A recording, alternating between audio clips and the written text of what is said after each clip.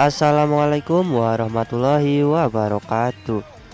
Halo teman-teman, apa kabar kalian? Semoga dalam keadaan yang baik-baik aja. Dalam musim pandemi seperti ini, semoga kalian tetap diberi kesehatan, selalu terhindar dari virus kekabutan, dan selalu mendapat vaksin kesabaran. Oke, di video kali ini kita akan membahas tentang Iblis 12 Kizuki part kedua untuk pembahasan Iblis bulan atas. Bagi teman-teman yang belum menonton video part pertamanya tentang Iblis bulan bawah, bisa klik link yang sudah saya cantumkan di deskripsi. Oke, nggak usah kelamaan, langsung saja kita menuju videonya.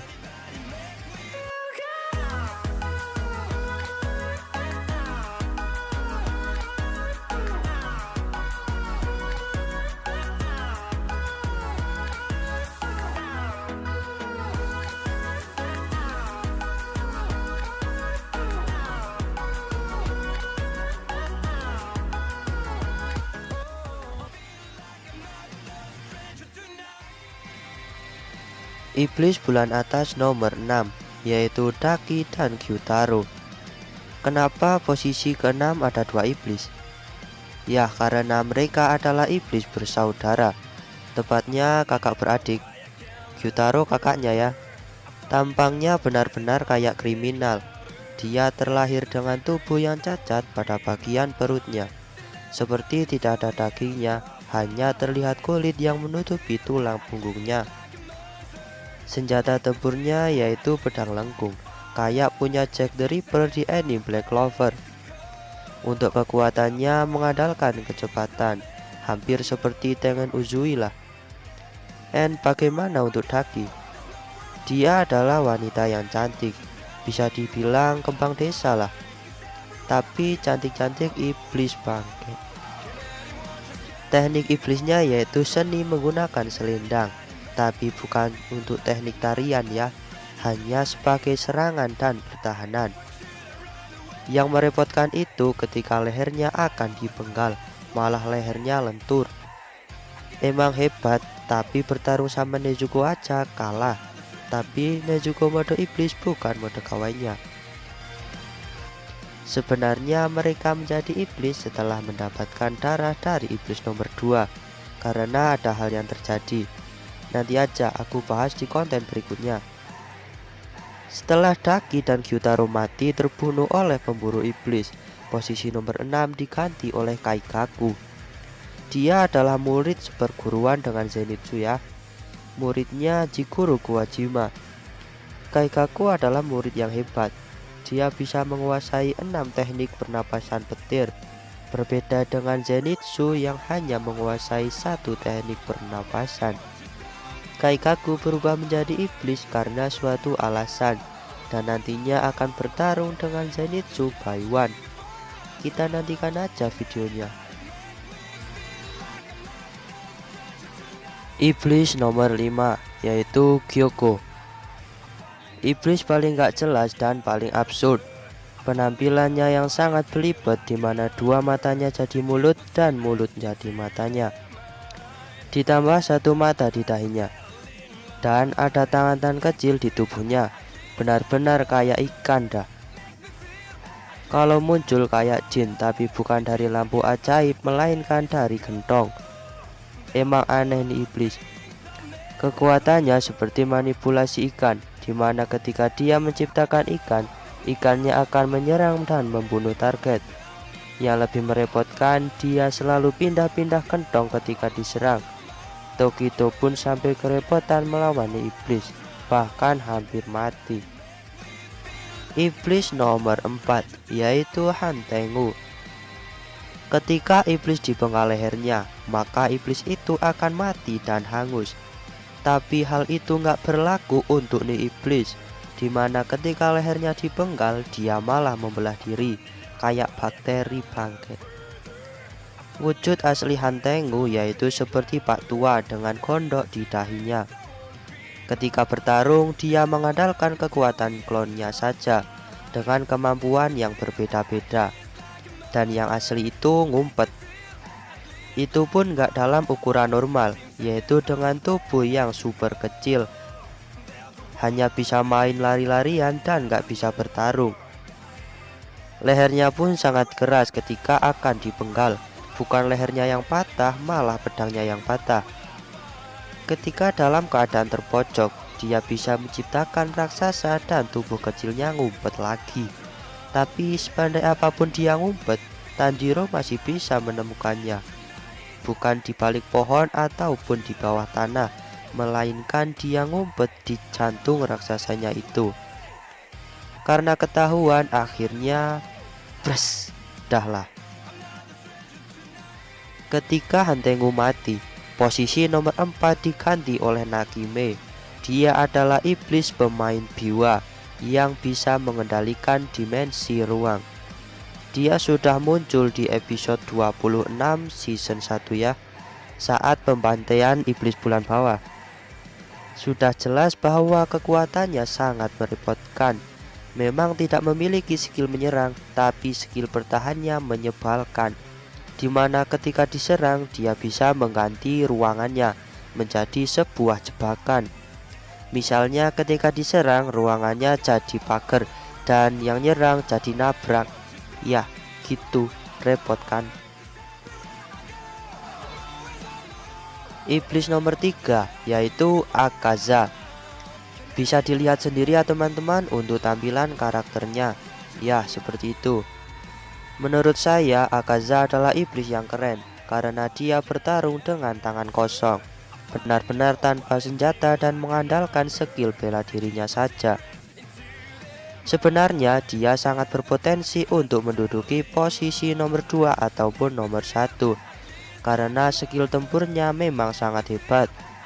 Tapi posisi tersebut tidak bisa ia raih karena Akaza memiliki misi sendiri dari Muzan untuk mencari bunga lili laba-laba biru, di mana bunga tersebut sangat berguna untuk Muzan agar dia bisa kebal atau bisa bertahan dari sinar matahari. Ya, karena misi itu Akaza jadi jarang membunuh manusia dan gak bisa naik posisi. Akaza ini memiliki semangat tempur yang tinggi dan tampang yang ceria. Benar-benar klop dah kalau sama Rengoku.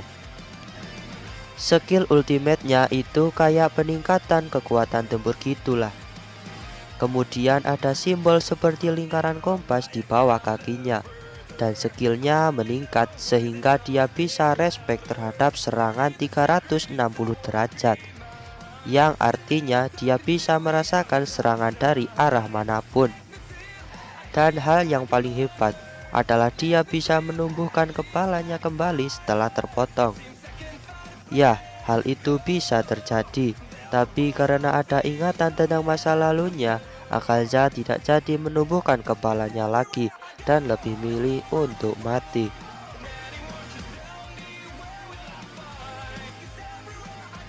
Iblis bulan atas nomor 2 yaitu Doma. Satu karakter yang sangat diagungkan sejak kecil, di mana dia dianggap seorang dewa oleh masyarakat sebelum dia jadi iblis. Dia jadi iblis ketika umur 20 tahun, tapi saya tidak tahu apa alasannya, karena di manganya nggak ada panelnya. Doma ini adalah iblis penggila wanita. Ya, karena dia hanya membunuh dan memakan seorang wanita saja. Buset dah. Dia adalah iblis yang memberikan darahnya kepada Daki dan Gyutaro, sehingga mereka menjadi iblis. Senjata yang digunakan Doma yaitu kipas ya. Untuk skillnya dia menggunakan elemen es, dan untuk first attack-nya menggunakan udara yang dingin dan tipis, di mana udara itu bisa merusak sistem pernapasan musuh saat dihirup, yang tentunya bisa membuat musuh drop duluan sebelum terjadinya pertarungan. Untuk kecepatan bertarung tidak diragukan lagi teman-teman, karena memang semua iblis bulan atas itu speednya over. Doma bisa menciptakan sebuah klon dirinya dari elemen esnya. Skillnya juga nggak kalah. Dan untuk skill ultimate-nya, dia bisa menciptakan raksasa es seperti tapak Buddha gitu. Tapi saya lupa skillnya apaan. Doma terpojok karena tubuhnya terkena racun Yashinobu yang membuat tubuhnya membusuk. Tapi untuk eksekusinya Kanao dan Inosuke lah yang menyerang, dan endingnya bisa ketebak ya.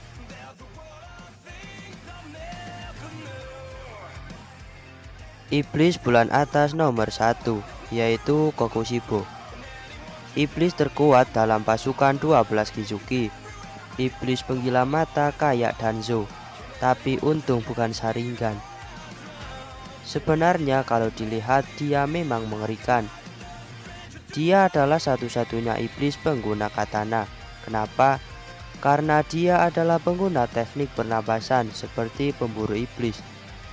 Hal itu bisa terjadi karena sebelum dia jadi iblis, dia sudah menguasai teknik pernapasan bulan. Dan faktanya, Kokushibo adalah kakaknya Yorichi, pengguna pernapasan matahari. Ya, dia adalah kakak kandungnya. Kalau diperhatikan secara detail, mereka terlihat mirip. Skill tempurnya sudah jelas ya, yaitu teknik pernapasan bulan. Tapi yang hebat itu adalah jumlah teknik pernapasannya yang melebihi pengguna teknik pernapasan lainnya. Dimana seperti Tanjiro yang hanya menguasai 10 teknik pernapasan air, ataupun Gyu yang menguasai 11 teknik pernapasan air. Tapi Kokushibo bisa menggunakan 16 teknik pernapasan bulan, bahkan melebihi pernapasan matahari yang hanya 13 teknik pernapasan. Itu pun udah termasuk ultimate kawan. Memang nih iblis skillnya gak main-main, karena lawan bertarungnya yaitu top rank pilar pemburu iblis, yaitu Gyomei, Sanemi, dan Tokito. Bahkan ketambah G-nya tuh. Yah, bisa dibayangkan dah kekuatannya kayak apa.